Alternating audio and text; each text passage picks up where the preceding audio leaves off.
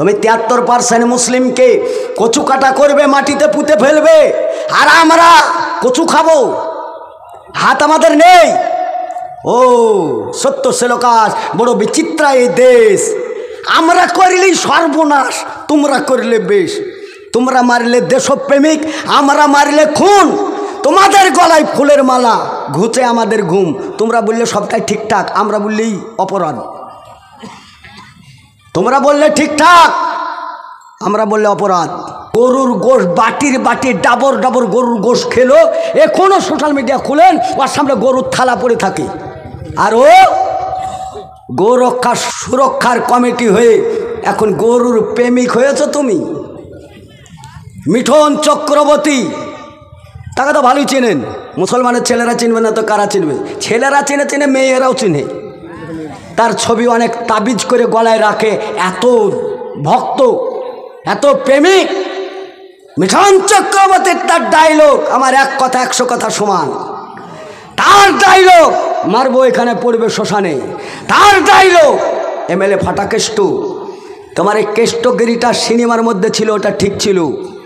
বাইরের জগতে এসে তোমার ছেলে হাওলা গাওলা কেলেঙ্কারিতে ফেসেছে, ছেলেকে সুশিক্ষা দিতে পারোনি তুমি। বিজেপি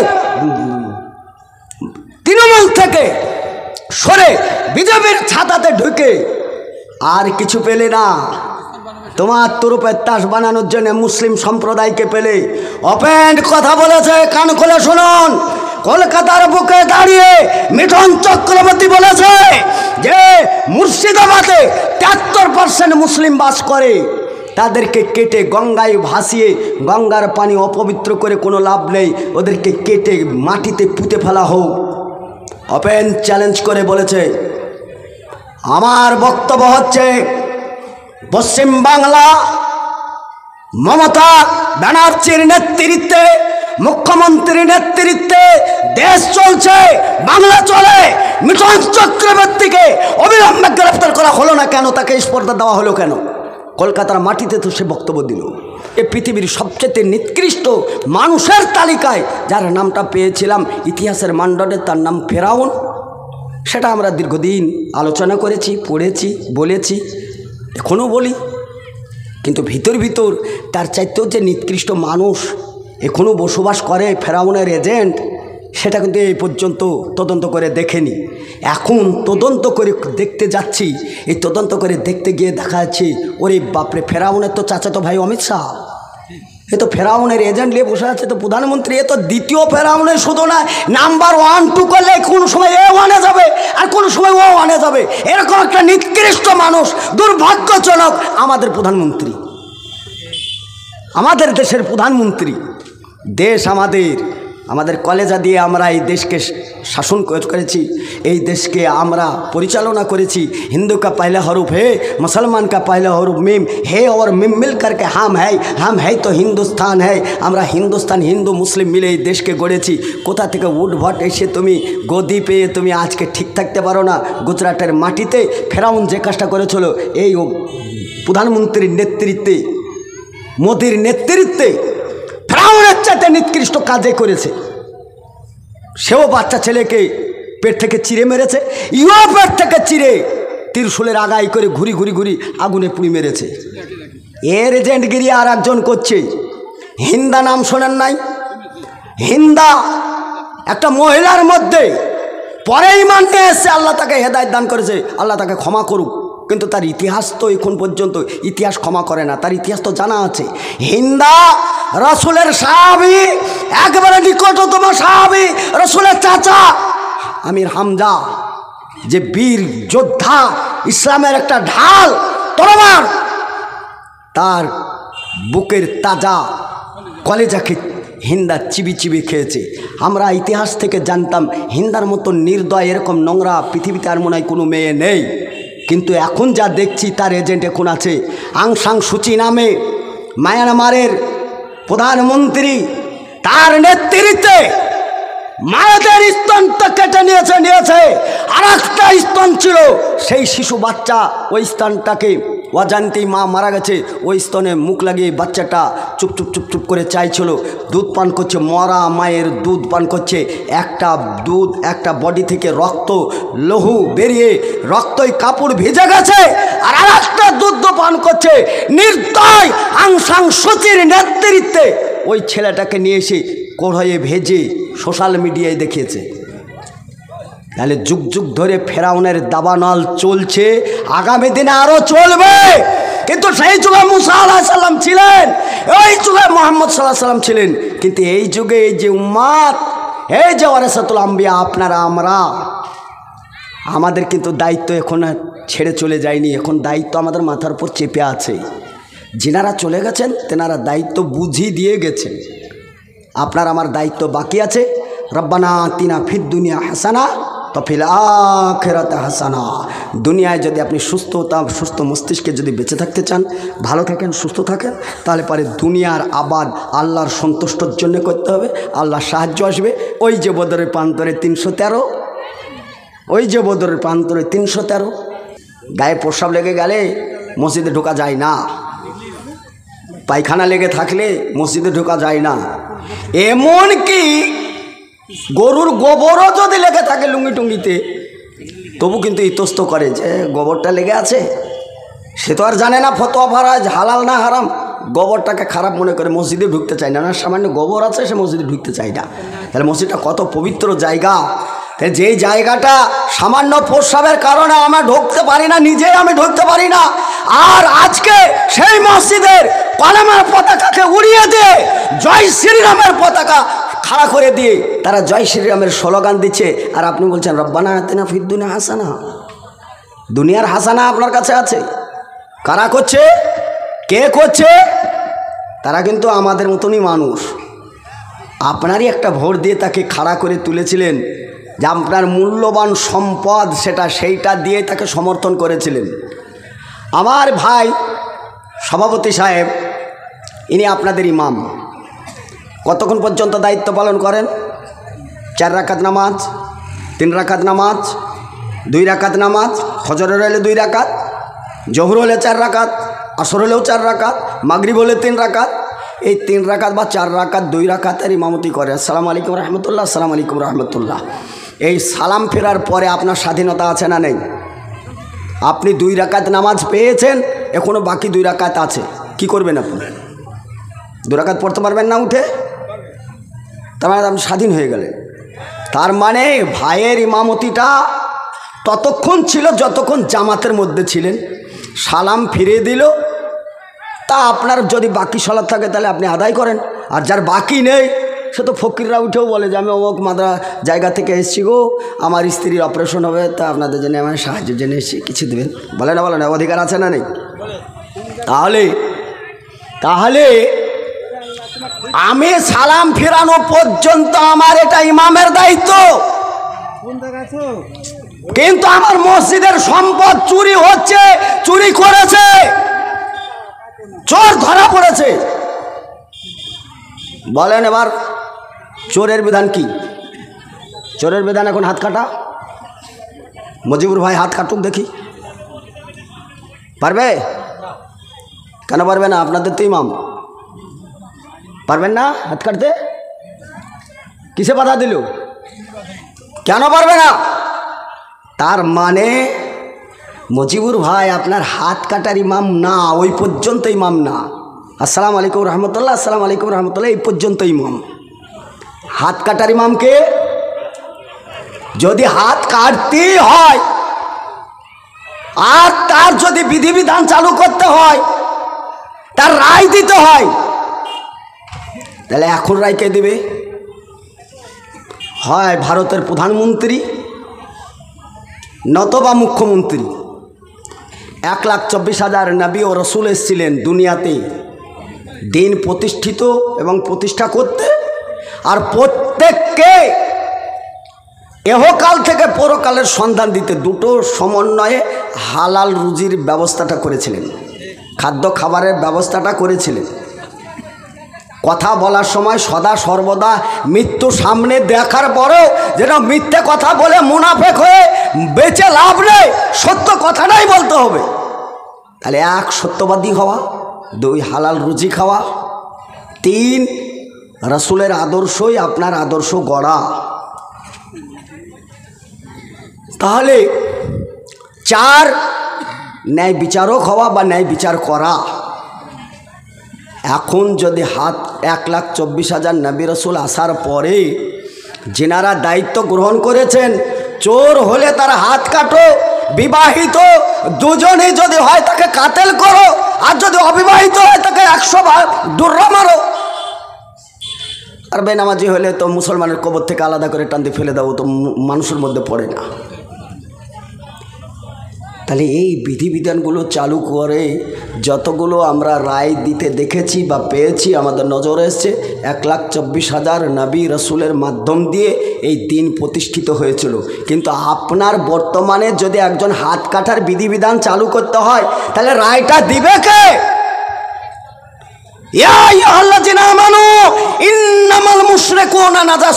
পৃথিবীর মানুষ জেনে রাখো, যারা ঈমান নিয়ে এসছো জেনে রাখো যে তোমরা পৃথিবীতে যাদের ছাতার তলে দাঁড়িয়ে আছো তারা কিন্তু মুশরিক, তারা কিন্তু নাপাক। আর তুমি কিন্তু ওযু করছো, হাত পা এই ঠান্ডার সময় ধোয়ার পরে তুমি কিন্তু সাক্ষ্য দিচ্ছ আশহাদু আল্লা ইলাহা ইল্লাল্লাহু ওয়াহদাহু লা শারীকা লাহু ওয়া আশহাদু আন্না মুহাম্মাদান আবদুহু ওয়া রাসূলুহু।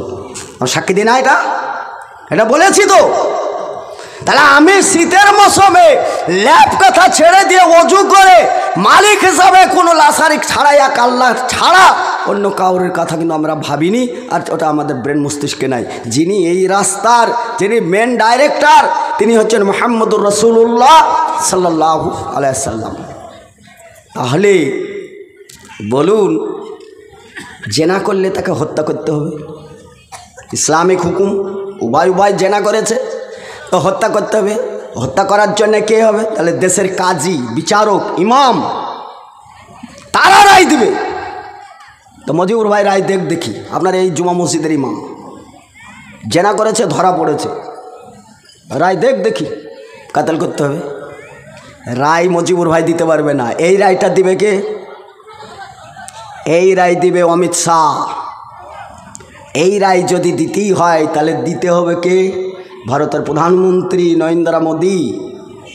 এই রায় যদি দিতেই হয়, বাংলার মুসলমানের রায় খাড়া করতে হলে তাহলে বাংলার মুখ্যমন্ত্রী মমতা ব্যানার্জি। এরা যদি রায় দেয়, এদের কি জেল ফাঁসি হবে? এদের জেল ফাঁসি হবে না। কেন? জনগণের রায়ে তারা প্রতিনিধি হয়েছে। আর আপনাদের একটু টাফাটা নেতৃত্বে এই লোক ইমাম হয়েছে। এই লোক যদি একবারে রায় দেয় তো 14 শিকের ভাত খেতে খেতে জান জ্বলে যাবে।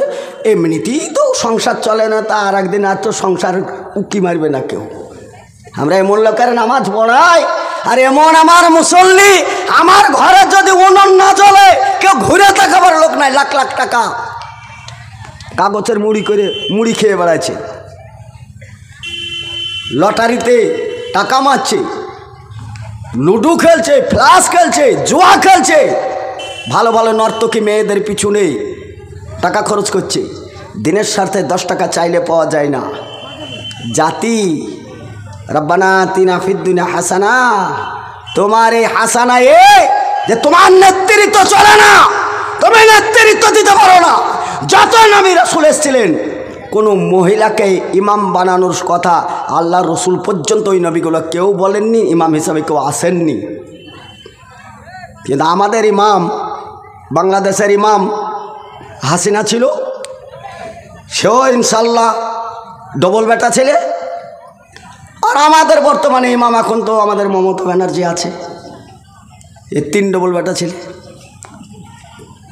আর তার মাথার ওপর আছে এই যে অমিত শাহ, তারপরে মোদি। আমরা খুব ফেরাউনের কাহিনী পড়তাম আর বলতাম, মানুষ এত জঘন্য হতে পারে, এত নোংরা হতে পারে। মায়ের পেট থেকে বাচ্চা চিরে ছিঁড়ে মেরে দিতে পারে, এত নির্দয় হতে পারে। বাচ্চা দেখলে তো এমনি মায়া মমতা লাগে। অ্যাক্সিডেন্ট হয়ে যদি মারা যায়, টেকার উল্টিয়ে মাও মারা গেছে, বাচ্চাও মারা গেছে। বেশিরভাগ কার জন্যে চোখের পানিটা আসবে বলুন তো? কথা বলুন। বাচ্চাটার জন্য আসবে না? মায়ের জন্যে মা মারা গেল, আর বাচ্চাটার জন্যে আমাদের এত দরদ উতলিয়ে পড়লো কেন? কারণ বাচ্চারা হয় নিষ্পাপ, ওরা পাপ বুঝে না। ওরা ডাঁড়িতে মেরে খেতে হয় এটা বুঝে না, সুদ খেতে হয় এটা বুঝে না, কাউকে গলায় গদ্দনি দিতে হয় এটা বুঝে না। বাচ্চা ছেলেরা ওরা নিরামিষ হয়, একবার ঝামেলা করলে আরেকবার গলা ধরে পীড়িত করে, একটা বিস্কুট হলে ভেঙে আধখান দেয়। বাচ্চাদের অনেক দয়া মায়া, ওরা মিলজুল করে থাকতে পারে। আরে এক জায়গায় থাকলে ঝামেলা ঝঞ্ঝট হতে পারে, কিন্তু বাচ্চাদের মধ্যে যে দয়া মায়া দেখা যায় ওটা আমাদের মধ্যে দেখা যায় না। যার জন্য বাচ্চারা যখন মারা যায়, ডাক্তারও আমরা দেখেছি, ডাক্তারি পরামর্শ নিয়েও দেখেছি, মুরব্বী মানুষ হলে তার চিকিৎসা একরকম, আর ছোট বাচ্চা হলে তার চিকিৎসা আর এক রকম। বাচ্চা হলে খুব তৎপর, খুব চিকিৎসার জন্য দৌড়ে বেড়ায়। কেন? কেন বাচ্চাদের এখনও স্বপ্ন আছে, পৃথিবীতে হয়তো আরও এখনও বেঁচে থাকতে পারবে, পৃথিবীর মায়া মমতা পৃথিবী কেমন দেখার জন্যে তাদেরকে একটু তৎপর হয়, তাদের একটু চিকিৎসাটা ভালো হয়। কিন্তু এই পৃথিবী থেকে, মায়ের পেট থেকে শিশু সন্তানকে বের করে হত্যা করে নীল নদের রক্তায় রক্তিত করে ফেরাউন পৃথিবীর সর্বনিম্ন নিকৃষ্ট একজন মানুষ, তার সেটা প্রমাণ করেছে। এই পর্যন্ত ইতিহাস ছিল, ইতিহাস এই পর্যন্ত ছিল। বর্তমান প্রেক্ষাপটে ফেরাউনকে ছাড়িয়ে গেছে, ইতিহাসের মানচিত্রকে ছাড়িয়ে আর এক ফেরাউনের আবির্ভাব হয়েছে। সে হচ্ছে আমাদের ভারতবর্ষের প্রধানমন্ত্রী। আলেমরা কথা বলতে পারে না কেন? আমরা ঝেড়ে কাশতে পারি না কেন? আমাদের বক্তব্যতে ধার থাকে না কেন? কারণ আমরা খুব নিম্ন শ্রেণীর মানুষ, গরিব মানুষ, ভিখারির ছেলেরা। কাউরির বাপ আছে বা কাউরির মা আছে, বাপ নেই, কাউরির বাপ আছে মা নেই, এরকম এতিম দুস্থ গরিব মিসকিনের ছেলেদেরকে এই সমস্ত ছোট ছোট প্রতিষ্ঠানগুলোনে দেয়। আমরা তাদের সম্পূর্ণ দায়িত্ব না নিতে পারলেও কমসে কম দুবেলা দুমুষ্ট খাইয়ে একটু ধর্মীয় ভাবাবেগ, ধর্মীয় কালচারের মাধ্যম দিয়ে তাদের অন্ধকারের জগৎ থেকে ফিরিয়ে নিয়ে এসে তাদের সামনে একটি ফুটেজ, তাদেরকে একটু আলো দেওয়ার চেষ্টা করি, যে তারা একটু শিক্ষিত হোক, দেশের মানচিত্র চেঞ্জ করুক, হালাল বুঝুক, হারাম থেকে বিরত থাকুক। এই নীতি আদর্শর শিক্ষা দেওয়াই। হাঁড়ি হান্ডিটা ভালো মতন জ্বলে না যাদের, মানে আমাদের, আমরা নাকি আজকে সেই সমস্ত প্রতিষ্ঠানে জঙ্গির আখড়া খুলেছি।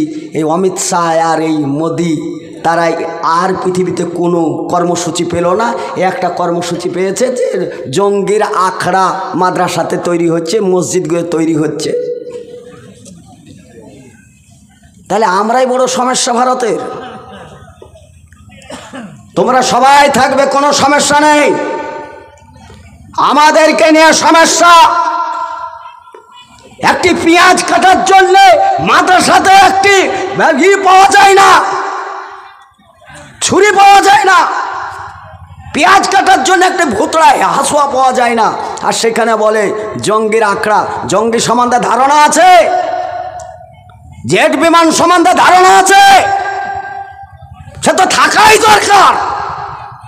দেশের জঙ্গির আখড়া আমরা না, জঙ্গির আখড়া তুমি বন্ধু, ভুল আমাদের। কারণ খাদ কেটে কুমির নিয়ে এসে চাওয়ালাকে প্রধানমন্ত্রী বানানো হয়েছে। চায়ের কেটলি হাতে ধরে টেনে টেনে চা চা করে বেড়াচ্ছিল, সেই চাচাই ভালো ছিল। ও চাচা এখন প্রধানমন্ত্রী হয়ে এখন আমাদের ওপরই ছুরিটা ঘোরাও। তোমার লজ্জা থাকা দরকার।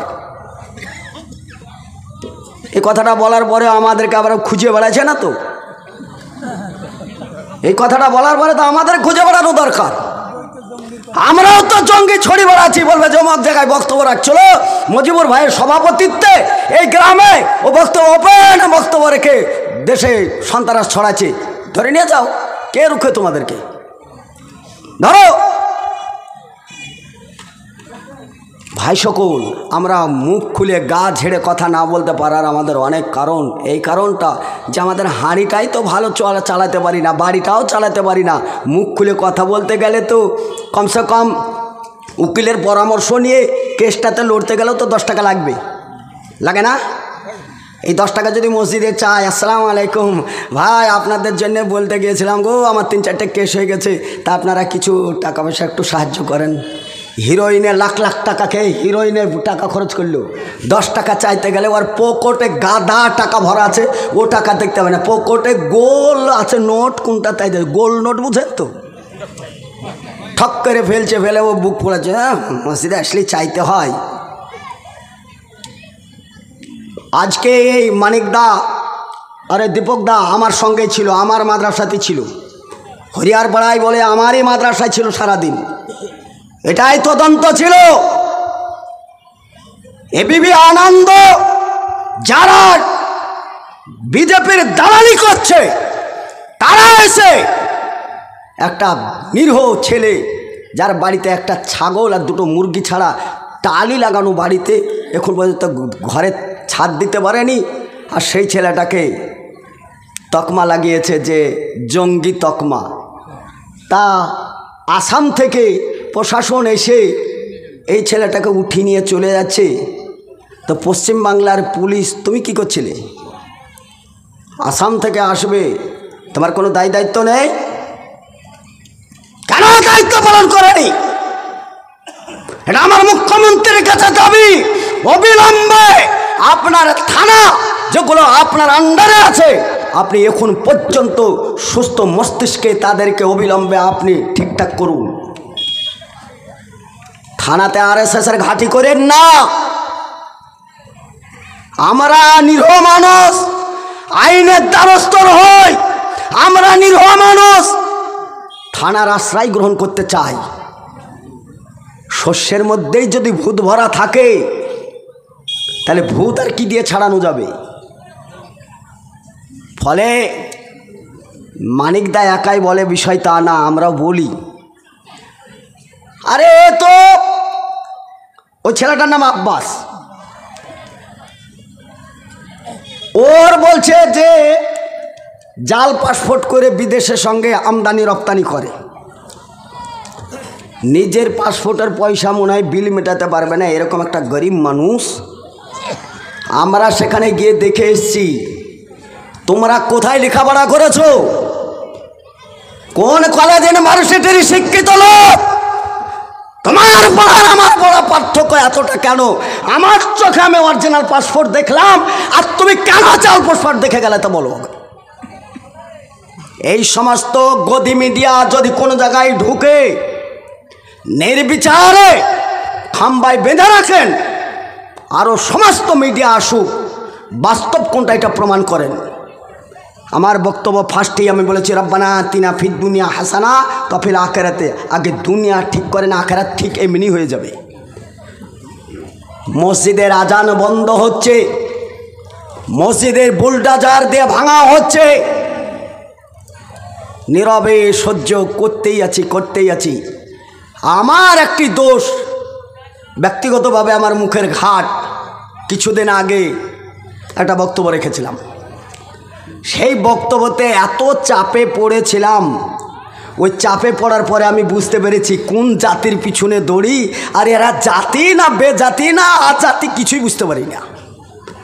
খারাপ আপনাদেরকে লাগলে আমার কিছু করার নেই, এই কারণে নেই, যার ঘাট তারই ব্যথা বেদনা বুঝে। আমি একাই আসামি না, এই লোকটি আপনাদের এলাকার লোক, আমার চাইতে আপনারা বেশি ভালো বুঝেন। লোকটি হাঁটতে গেলে সোজা পায়ে হাঁটার মতন ক্যাপাসিটি না, একটা লাঠির সাহায্যে হাঁটে। এই লোকটাকে জঙ্গি বলে ধরে রেখেছিল। আপনারা সব জানেন। কেন মুখ বন্ধ করে রাখেন? কেন মুখ বন্ধ আছে? এবার কোন জ্বালা? চারিদিকে শয়তানের খেলা, মুসলিম মুখের জমতালা। কথা বলে না রে, এরা কথা বলে না। কথা বলার সাহস আপনাদের নেই, কথা বলার সাহসটুকু আপনারা রাখতে পারেন না। সৎ কথা বলবেন, সত্য কথা বলবেন, সদা সর্বদা সত্য কথা। আপত্তি আছে? মান তামাসসাকা বিসুন্নতি ইনদা ফাসাদ উম্মতি ফালাহু আজরুহু। হাদিসের একটা অংশ বাড়ানো আছে, মিয়াতা শাহিদিন, 100 শহীদের মর্যাদা গ্রহণ করতে হলে সত্যটাকে প্রতিষ্ঠান করতে হবে। মিথ্যের সঙ্গে চিরদিন লড়াই হয়ে এসছে, আজও হবে, সেদিন ছিল, আজও আছে। কি হয়েছে? তা কি হয়েছে? অকুল যা আল হাক্কু জাহাকাল বাতিল ইন্নাল বাতিলা কানা জাহুকা। মাঠে নেমে দেখেন, সত্য প্রতিষ্ঠা হবেই হবে, মিথ্যা বিলুপ্ত হবে, কোরআনের ফরমান। আপনি মাঠে নামেননি, আপনি বুঝতে পারেন না। বলা বাহাল্য, বাবরি মসজিদের অবস্থা বলার দরকার নেই, এটা তো জানা কথা, সবাই জেনেছেন। বাবরি মসজিদ 3 ভাগ করে সব নিয়ে নিয়েছে, ভাগাবাটারি হয়েছে, সেখানে মন্দির তৈরি হয়েছে, সব কিছু হয়ে গেল। পরে দেখলাম মৃত্যুর সংবাদ, কামারপাড়ার রসুল, আপনি বাড়ি যান, আপনার ভাই ইন্তেকাল। কামারপাড়ার রসুল ভাই, যদি রসুল ভাই যদি আপনি এখানে থাকেন তাহলে আপনি বাড়ি যান, কারণ বাড়িতে আপনার ভাই মৃত্যুবরণ করেছে। আল্লাহ ভাইয়ের আমল যদি ভালো থাকে, যা যায় খায়ের, আল্লাহকে ভালো মাকাম দান করো। তাহলে বাবরি মসজিদের পরে নজর দিল জ্ঞানপাপী মসজিদ। জ্ঞানপাপী মসজিদের ইস্যু খাড়া করলো, একটা শিবের লিঙ্গ পাওয়া গেছে। শোনেছেন না শোনেননি? শোনেননি? সেখানে শিবের লিঙ্গ পাওয়া গেল।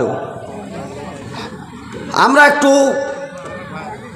চিন্তিত হলাম যে মুসলমানদের তো কোনো একটি জায়গায় সামান্য একটু মানুষই যদি দাবি করে যে এই জায়গাটা আমার দাদার জায়গা, রেজিস্টার হয়নি, সে দাবি করছে নাতিতে, মুসলমানরা ভেবে চিন্তে ইবাদত করবে কি করবে না বলেন?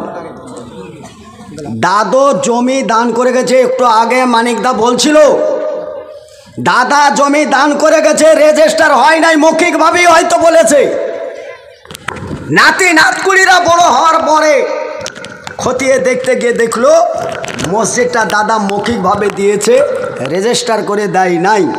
এখন দাদা হয়ে নাতিরা আপিল করলো যে এই জায়গাটা আমাদের জায়গা, এর উপর আমার দাদা মৌখিক দিয়ে গেছে, আমরা কিন্তু এই মসজিদটা আমাদের জায়গাটা নেই, আমরা এখন মসজিদটা চাই। জনগণ কিন্তু আজীবন নামাজ পড়ছে, 3 পিঁড়ি নামাজ পড়ছে, এখনও মসজিদটা বাঁধনের মধ্যে আছে, সমাজ আছে, প্রচুর লোক আছে, 1000 লোকের দাবি যে আমরা এখানে দীর্ঘদিন সালাত আদায় করছি। অর্থাৎ তুমি আবার হুট করে কি বলছো? আর ওই ছেলেটা বলছে তুমি 1000 বছর ধরে পড়লেও কিন্তু আমার দাদা যেটা দিয়েছে মৌখিক, আমার কাছে প্রমাণ আছে বা দলিল আছে। বলেন তো, একজন বিপক্ষে আর 1000 জন সপক্ষে কোনটা টিকবে? বলেন, একজনের টিকবে। কেন টিকবে? তার কাছে দলিল আছে, তার কাছে দলিল। ওর লড়াই হচ্ছে দলিলের ভিত্তিতে। একজনের দলিলে 1000 জন যদি আমরা সামাজিকভাবে ব্যর্থ হই, একজন যদি টিকে যায়, আমাদেরকে মসজিদ ছাড়তে বাধ্য না? যদি কেউ জোর করে সলাত আদায় করব মনে করি, তাহলে সলাত আদায় করাই হবে, কিন্তু আমলে গুছাল দেয়া যাবে না, আমলে ভুয়া থাকবে।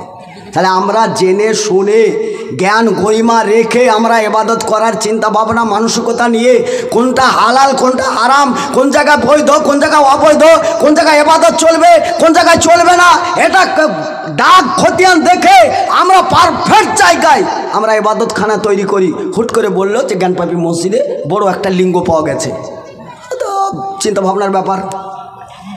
কারণ ভারতবর্ষে আমরাই তো বসবাস করেছি 1000 বছর ধরে, আমাদেরই তো নেতৃত্ব চলেছে, আমরাই তো ছিলাম। হতে পারে ভারতীয় হিন্দু যারা আজকে সুর চেঞ্জ করে নিরীহ জাতির ওপর ইঙ্গিত করে বুঝাটা চাপিয়ে দেওয়া হচ্ছে, বকলমে ইতিহাস খুঁজে দেখলে তাদের অস্তিত্ব আছে কিনা তাই তো আমার সন্দেহ।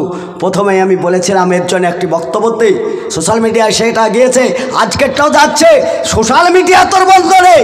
আমার কথা হচ্ছে ভারতবর্ষে যদি হয়, এনআরসি হয় হোক, এমপিআর হয় হোক, আমাদের কোনো আপত্তি নেই, কিন্তু ভারতের নাগরিক হিসাবে প্রধানমন্ত্রীও তো এই দেশের নাগরিক, অমিত শাহ তো এই দেশের নাগরিক। তাহলে আমার যদি এনআরসি হয় তাহলে গোড়া থেকে শুরু হোক। প্রধানমন্ত্রীর কাগজটা আগে দেখাবে, তার পরের কাগজটা তার লাইনে আমাদের থাকবে। কথা ঠিক কিনা?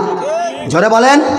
তাহলে প্রথম কাগজ আমরা দেখতে চাই ভারতের প্রধানমন্ত্রী যে মসনদে বসে নেতৃত্ব দিচ্ছে তার কাগজ আগে প্রমাণ করুক যে ভারতের সিটিজেন, সে ভারতের নাগরিক, তার সেটা প্রমাণ করুক।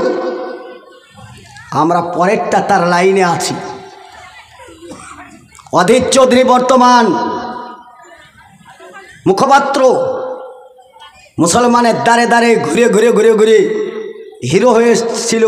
তার বক্তব্যতে শুনেছি কুলিয়া হালকা ফেরুন লাবুদু মা তাবুদুন, এটাও বলতাম লাকুম দিন হুকুম, ওই পর্যন্ত বলতাম। আর একটা আয়াত বলতো ফিনারে জাহান্নামা খালিদিনা, শিপেমরা সব জাহান্নামে যাবে। ওরা নাস্তিক, ওরা ধর্ম টর্ম মানে না। কোরআনের আয়াত বলতো, মুখরোচক ভাষা বলতো। আর মুসলমানগুলোকে একবারে গণ্ডির মধ্যে ঘিরে রেখে তামান ছেকে ভোটগুলোকে নিয়ে 25 বৎসর গদিতে ছিল। তখন কালকেই বললো অধীর চৌধুরী আমি অনুপ্রবেশকারী, তোমার কিছু করার থাকলে করো। কালকে বলেছে কথাটা। কালকে বলতে যখন ওর গদি ছিল, কাল বলতে কি বোঝায়? গদিতে ছিল তখন এই কথাটা বলেছে। আজকে তার গদিতে নদীতে চলে গেছে, দাঁড়াবার আর জায়গা নেই।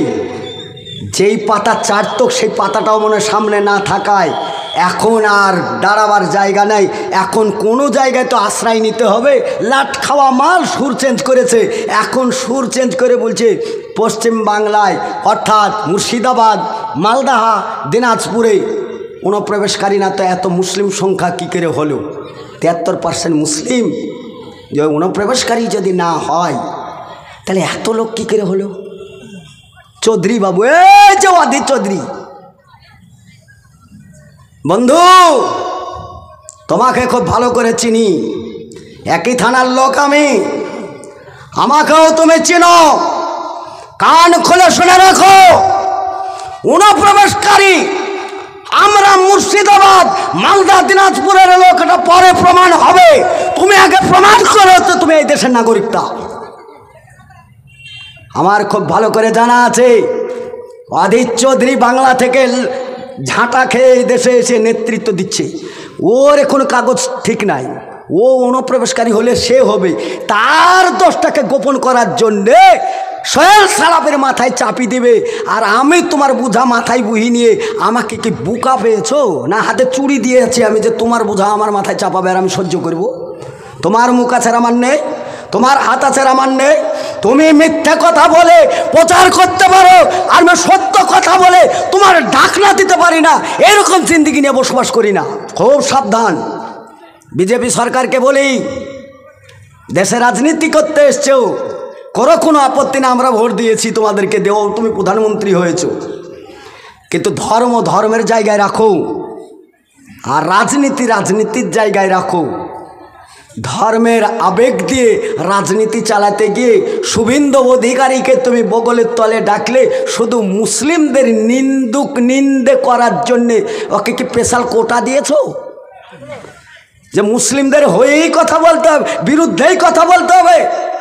একদিনও কে ভালো কথা কোনো কলেজ ইউনিভার্সিটি শেখায়নি? কোনো কি শিক্ষক নেই? নিরপেক্ষ দৃষ্টিকে নেই। কারণ তৃণমূলের কাছে অনেক পাতা চেটেছে, অনেক পাতা চেটে চেটে পেট গোল হয়ে গেছিল। মুখ্যমন্ত্রীর স্বপ্ন শুভেন্দুই দেখেছিল, আমরা দেখিনি। আমরা চোখ বন্ধ করে ভোট দিই, সে দিদির খাতাতেই যাক আর দাদার খাতাতেই যাক, আমরা দেনেওয়ালা আর তোমরা লেনেওয়ালা।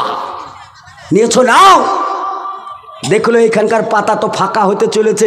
পশ্চিমবাংলায় মনে হয় বিজেপি চলে যাবে, হুট করে ঢুকে যাব, হাঁড়িটা আমার কাছে চলে আসবে, বাড়িটা আমার হয়ে যাবে, পেটটা আমার গোল হবে। পেটে এখন ভাত পড়ছে না, তুমি তৃণমূলের নিন্দে করছো। তৃণমূলের করো, আমার আপত্তি না, আমি তৃণমূলের এজেন্ট না। ভাই সকল, শুভেন্দু এইরকম মিঠুন, এরকম চৌধুরী, ব্যানার্জি, চ্যাটার্জি না, হাজারো ট্রেনিং প্রাপ্ত মুসলিম বিরোধী বিদ্বেষী নিয়ে এরা চক্রান্ত করে মাঠে নেমেছে। মাকারু মাকার আল্লাহ আল্লাহ খায়রুল মাকিরিন। এই চক্রান্ত যদি তাদেরকে লক্ষ্যভ্রষ্ট করতে চায় তাহলে রব্বা হাযাল বাইত আল্লাযী আত'আমাহুম মিন জিউ ওয়া আমানাহুম মিন খাওফ, মসজিদে আসেন যেই জায়গায় আল্লাহর সাহায্য সহযোগিতা আসে। ইয়া আইয়ুহাল্লাযীনা আমানু ইন তানসুরুল্লাহ ওয়া ইয়ানসুরুকুম। সাহায্য একমাত্রই ইবাদতের মাধ্যমে, পবিত্রতার মাধ্যম দিয়ে, আল্লাহর নৈকট্য লাভের মাধ্যম দিয়ে মসজিদ আবাদ করেন। খাবার থেকে, ভয় থেকে মুক্তি পেতে হলে নিজের বিবেক বিবেচনা আত্মসমর্পণ করার জন্যে যেই রব আপনাকে সৃষ্টি করেছে রবের কাছে আত্মসমর্পণ করেন, গোটা দুনিয়া চেঞ্জ হয়ে যাবে। রাস্তাঘাটে সালাম দিতে ভয় লাগে না ভাই? হাতে বালা, গলায় মালা, কানে দুল, লম্বা চুল, এ মুসলমান না হিন্দু না সাঁওতাল না মুচি ম্যাথর না ডোম, সালাম দিতে যেয়ে তো কটকর আটকে যায় যে আসলে সালামটা দিব তো দিব কি। মানিক ফকিরকে সালাম দিতে কোনো যায় আসে না। ওর বড় বড় সুন্নাতি চুল রেখেছে, দাড়িও রেখেছে, ও মুজ সমাদার ধারণায় তো মুজটাও রেখেছে, ওকে সালাম দিতে আপত্তি কী? আর দাড়ি রেখে তো সালাম দেওয়া যাবে। আর আপনার দাড়ি চাচা তো দূরের কথা মাড়ি পর্যন্ত চেঁচে উড়িয়ে দিয়েছেন, আপনাকে তো বুঝাই যায় না আসলে মুসলমান এটা বেটা ছেলে না মেয়ে ছেলে না হিজড়ে না এর কোয়ালিটি আছে না নন কোয়ালিটি। ফলে আপনাকে দেখে তারা ভয় করবে কেন? আপনাকে উড়াবে না তো কাকে উড়াবে? কোরআনের একটি আয়াতও তো জীবনে বাস্তবায়িত করেননি, কোরআনের একটি আয়াতও তো খুলে দেখেননি যে কোরআন কি বলতে চাইছে। এই জমিনে বসবাস করার ব্যাপারে এই কি বলেছে এটা তো একবারও ভেবে দেখেননি। জাকাত কাকে দিতে হবে, কোথা থেকে নিতে হবে আপনি ভেবে দেখেননি। ফলে আজকের বক্তব্যটা যদিও কোরআন হাদিস এর, কিন্তু বক্তব্য এটা দেওয়ার আমার ইচ্ছা ছিলও না, এই বিষয়টা আমারও ছিল না। আমি হট করে এখানে বিষয়টা ওই মানিকদার বক্তব্য শুনতে শুনতে বিষয়টা আমার এই দিকে ঢুকে পড়লো। আমি এই বক্তব্যটা নিয়ে আসিনি, আমি শুধু মানুষের